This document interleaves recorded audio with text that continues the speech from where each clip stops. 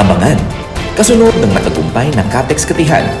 Salak ni Balikatan 2025 Joint Exercise, aarangkada na rin. NOLCON Commander, pinuri ang mga tagumpay ng Kaugnay Division para sa kampanya sa anti-insurgency.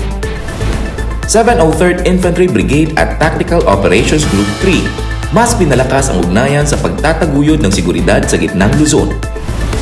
Bayan ng Kitaw-Taw sa Bukidnon, state of a stable internal peace na rin.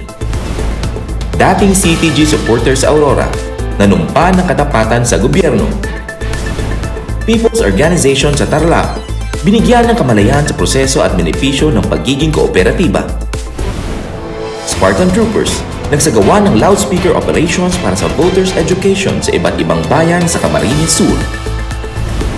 PDRRMO at Tatag Battalion, pinangunahan ng earthquake at landslide drill para sa mga residenteng naninirahan sa gilid ng bundok sa Barangay Santo Niño sa Talaingon. Earth Day, ginunita ng mga mag-aaral sa pamamagitan ng tree planting sa Camp General Tino. Kakaibang pamamaraan sa paghahanda ng mga punla gamit ang dahon ng saging, silipin. LTO Tagum at Tatag Battalion, nagserbisyo caravan para sa ligtas at responsableng pagmamaneho. Seguridad sa pagdiriwang ng Laga Festival sa Abra, tiniyak ng Wildcat Battalion.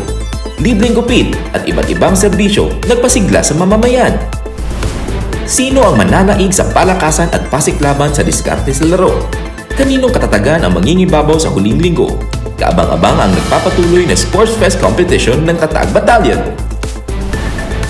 Wildcat Ladies, humataw rin sa pasumba ni Juana ng Abra para sa paggunita ng Women's Month.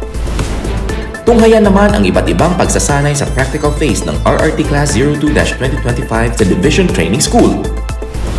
Kilalanin ang sundalong kontisera ng Kaugnay Division, ang kanyang transformation from high heels to combat boots at inspirasyong hatid sa buhay. Ngayong tumaas ang kaso ng tigdas sa bansa, maipaalala ang DOH, ang ligtas na pamilya, anak ay may bakuna. Tampok naman sa ating kaugnay way of life, ang simple at masaganang buhay sundalo sa isang bahay kubo. Pasok po kayo! At anong kwentong ROTC mo? Ibinida yan ng mga estudyante ng Central Luzon State University. Sa tanong ko, sagot mo. Ang lahat ng yan, tutukan, mamayang alas 12 ng tanghali sa Kaugnay Virtual TV.